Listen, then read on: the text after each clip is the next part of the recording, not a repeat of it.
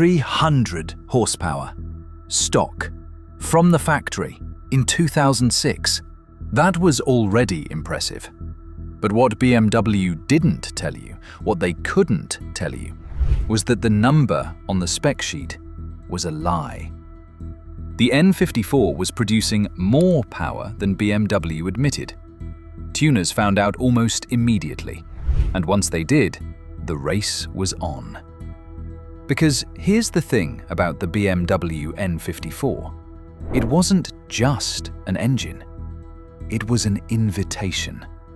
An invitation to take a family saloon, add 100 horsepower for less than £1,000, and embarrass cars that cost 3 times as much. It was the engine that printed money for tuners, for parts companies, for mechanics who knew what they were doing, and for owners who bought a used 335i and discovered they were sitting on a gold mine. This is the story of the BMW N54, the twin-turbo inline-six that changed the rules, the engine that rewrote what affordable performance meant, and the industry it built almost by accident. By the mid-2000s, BMW had a problem. The naturally aspirated inline-six, the philosophy that had defined the brand for decades, was running out of road. Emissions targets were tightening, fuel economy regulations were getting more strict, and the market was demanding more power, not less. BMW's answer was to go turbo. Not reluctantly, not apologetically, but with complete commitment. And they started with the engine that would go into their bread-and-butter performance cars, the 335i, the 135i, the Z4. The engine that would define what BMW stood for in the new era. They called it the N54. The N54 is a 3-litre twin-turbocharged inline-six. But those words don't tell the real story. Because what makes the N54 special isn't the headline spec. It's what BMW put inside it. The block is aluminium with an open deck design. Inside, a forged crankshaft, forged connecting rods, cast pistons, yes, but everything around them was built for abuse. BMW didn't just build an engine that could make 300 horsepower. They built an engine that could handle twice that without touching the internals. That wasn't an accident. That was a decision. The twin-turbo setup used 2 small, parallel turbos, 1 per 3 cylinders.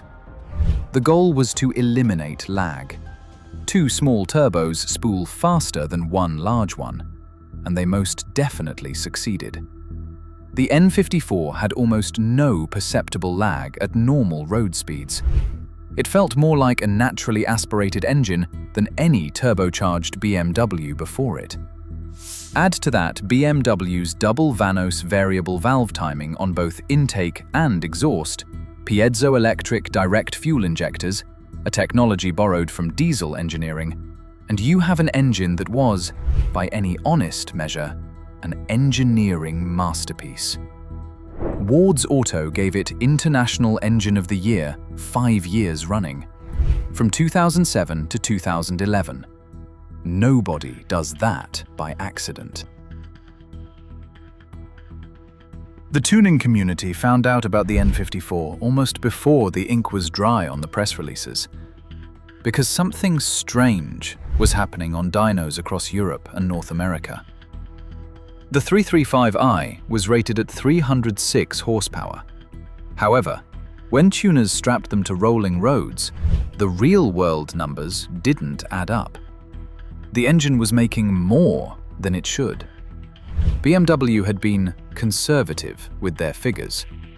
Whether that was deliberate, to protect the M division, to leave room for growth, to avoid frightening insurance companies, nobody at BMW would officially say. But the result was the same. The N54 was a sleeping giant. And once the tuning community woke it up, there was no going back. The first weapon tuners reached for was the simplest one: a remap. Adjust the boost pressure, refine the fuel maps, push the timing, and the N54 gave you 100 horsepower without complaint. On stock turbos, with stock internals, for less than £1,000. That wasn't a tune, that was a revelation. And then came the JB4. In 2007, the same year the N54 launched, Terry Berger founded Berger Motorsports. His product was simple: a plug-in tuning module that intercepted signals between the sensors and the DME. Plug and play. No specialist installation. No voided warranty paperwork nightmare. Just plug it in and gain 80 horsepower to the wheels. Instantly. The JB4 became the entry point for an entire generation of BMW tuners. It was affordable, it was reversible, and it worked. Berger Motorsports grew from a one-man operation into a global company selling to thousands of customers worldwide. Built almost entirely on one engine, the mighty N54. The JB4 was just the beginning. Because the N54 tuning community didn't stop at a remap. They kept pushing. And BMW's over-engineered bottom end kept taking it. Stage 1. Remap or JB4. Around 400 horsepower. Charge pipes, intake, exhaust. Still on stock turbos. Stage 2. Upgraded intercooler, high-flow downpipes, flex fuel capability. 450 to 500 horsepower. Still on stock turbos. Let that sink in. 500 horsepower on turbos BMW fitted at the factory in Munich. Stage 3 is where it gets serious. Pure Turbos, a company based in California, built their business on N54 turbo upgrades. Their Stage 2 twin-turbo kit became the benchmark, extracting over 600 horsepower from the stock block. 600 horsepower. From an engine that left the factory making a mere 300. And the bottom end, that forged crank, those forged rods, held. This is what the M50 tuning community had always dreamed of, but never fully achieved. The N54 could be pushed in the best possible way. It was the first BMW engine where the limiting factor wasn't the block. It was everything around the block. The fuel system, the cooling, the transmission. The block itself was almost indestructible. Companies lined up to serve the N54 market. VRSF for intercoolers and charge pipes. Evolution Raceworks for cooling upgrades. Fuelit for port injection and flex fuel kits. An entire ecosystem built around one engine in under 5 years. The N54 didn't just print money for BMW, it printed money for everyone who touched it. The N54 wasn't perfect. And it's important to say that clearly, because the legend sometimes overshadows the reality. The N54 had problems. Some of them were serious. And BMW, to their credit, knew it. The high-pressure fuel pump was the first major scandal. Early HPFP units failed, regularly, without much warning. BMW eventually extended the warranty to 10 years and 120,000 miles. An extraordinary admission from a manufacturer that there was a real design flaw in their flagship engine. The injectors had similar issues in early production cars. BMW worked through multiple revisions before the later index versions proved reliable. Then there were the oil leaks. Valve cover gaskets, oil pan gaskets. The N54 leaked from places that suggested the sealing engineers had a bad week. For owners who didn't maintain their cars properly, the N54 could become expensive quickly.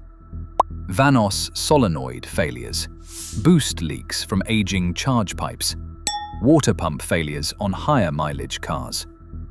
But here's the thing, every single one of those failure points had a solution. The aftermarket community had mapped every weakness, sourced every fix, and documented every repair procedure on forums that still exist today. The N54 was unreliable in some ways, but it was knowably unreliable. And in the tuning world, that's almost a feature. You know what will break. You know how to fix it. And you know that once you've addressed the weak points, what you have is unbreakable. The N54 was replaced by the N55 in 2011 for most applications. The N55 used a single twin-scroll turbo instead of two small turbos. It was smoother, more efficient, more reliable, and significantly less interesting to tune. The tuning ceiling dropped. The aftermarket never embraced the N55 with the same passion, because the N55 was better in almost every measurable way, and somehow that made it worse. The N54 hung on in special applications, the 1 Series M Coupe, the Z435IS, the M235i in some markets. Each time it reappeared, the tuning community celebrated, because the N54 was more than an engine by then. It was a philosophy. The idea that you could buy a modest car for modest money and with modest investment make it genuinely extraordinary. That philosophy shaped everything that came after it. The N55 generation, the B58, the entire direction of BMW's performance engineering for the next decade.